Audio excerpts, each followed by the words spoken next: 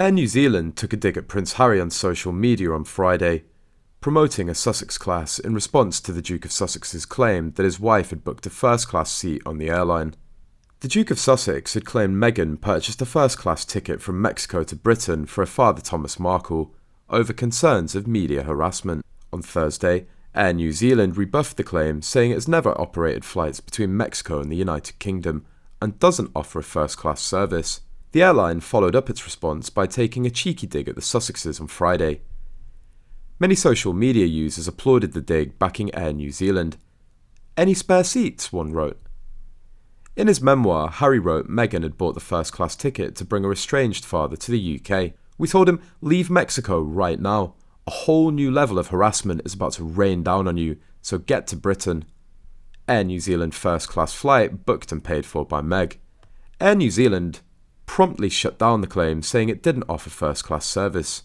"We've never had flights between Mexico and the UK, and we only have business Premier," an Air New Zealand spokesperson told the New Zealand Herald. #introducing Sussex class. Apparently coming soon, Air New Zealand posted on Facebook and Twitter, referring to Prince Harry and Meghan's titles of the Duke and Duchess of Sussex. The only thing Harry knows about Thomas is what Madam has told him. We all know that it's a biased opinion and it's very one-sided. According to Tom Bauer, Meghan cut her father off when he refused to renounce his two older children.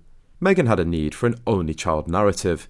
Some try to say that Thomas is also a narcissist, but narcissists only do what benefits themselves. The fact that he refused to deny Samantha and Thomas Jr. shows that Thomas Sr. isn't a narcissist. He could have been with Doria living the high life with the royal family, but he chose to do the right thing instead. In his memoir, Harry continues to attack his father-in-law despite the fact that he's never even met him.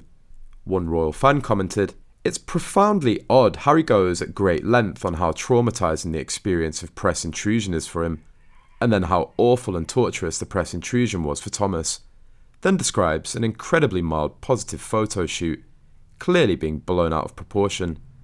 Evidently, Thomas is somewhat dishonest, clearly out of shame and stress, but he then immediately had a heart attack, and yet Harry has no sympathy, and Meghan no concern, except for how best to spin it in the press.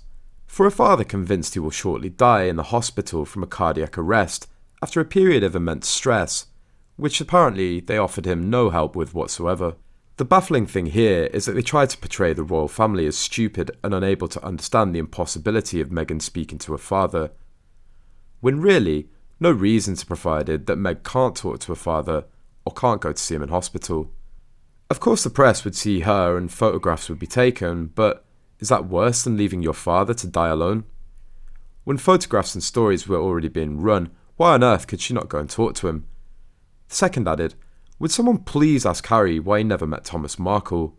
Meghan loved her father so much, lol. She just couldn't figure out how to make it work for them to meet in person. Meghan's true colours were showing from the start."